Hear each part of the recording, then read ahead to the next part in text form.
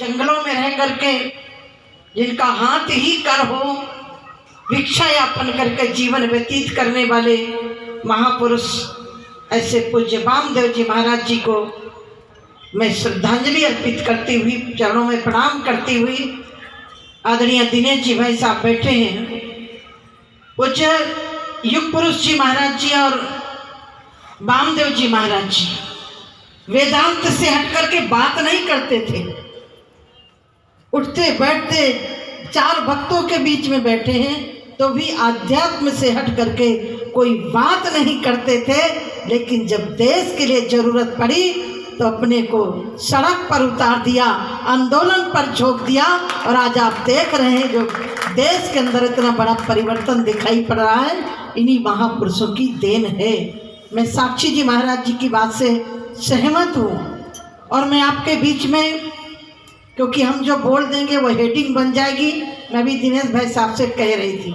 लेकिन एक बात जरूर है, जब माननीय प्रधानमंत्री जी राज्यपथ का नाम बदल करके उद्घाटन कर रहे थे, उसका कर्तव्य पथ रख रहे थे, उसी मंच में माननीय प्रधानमंत्री जी ने कहा था देश के अंदर जितने भी गुलामी के प्रतीक हैं उनको हम खत्म करेंगे। तो मुझे लग रहा है कि इस बात से सबको सहमत होना चाहिए।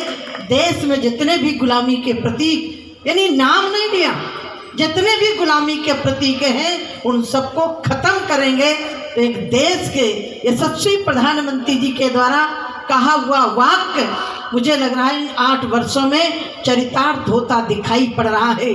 जहां देश भौतिकता की दृष्टि से आगे बढ़ रहा है, विश्व के अंदर आज भारत का एक मान सम्मान बढ़ा है। मैं संतों के बीच में एक बात रखना चाहती हूँ, जिस भारत को विश्व के अंदर सशक्त देश सदस्यता तक देने के लिए तैयार नहीं थे, आज वही देश भारत की तरफ आशा भरी निगाह से देख रहे हैं। आज भारत विश्व के उन सशक्त देशों का सदस्य नहीं, आज भारत G20 की अध्यक्षता कर रहा है।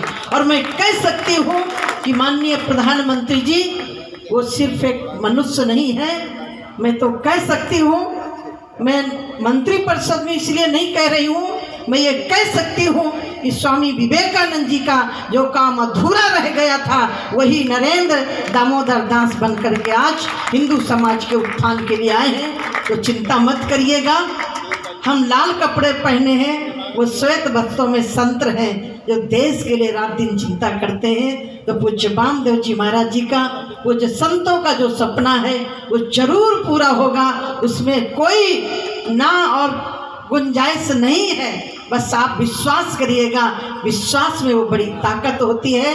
ऐसा व्यक्तित्व जो देश के लिए मिला हुआ है, मुझे लग रहा है ये हिंदू संस्कृति के लिए, राष्ट्र के लिए एक सुनहरा अवसर है। इस अवसर को भी हम कहीं खो ना दें, इसकी भी चिंता करनी होगी।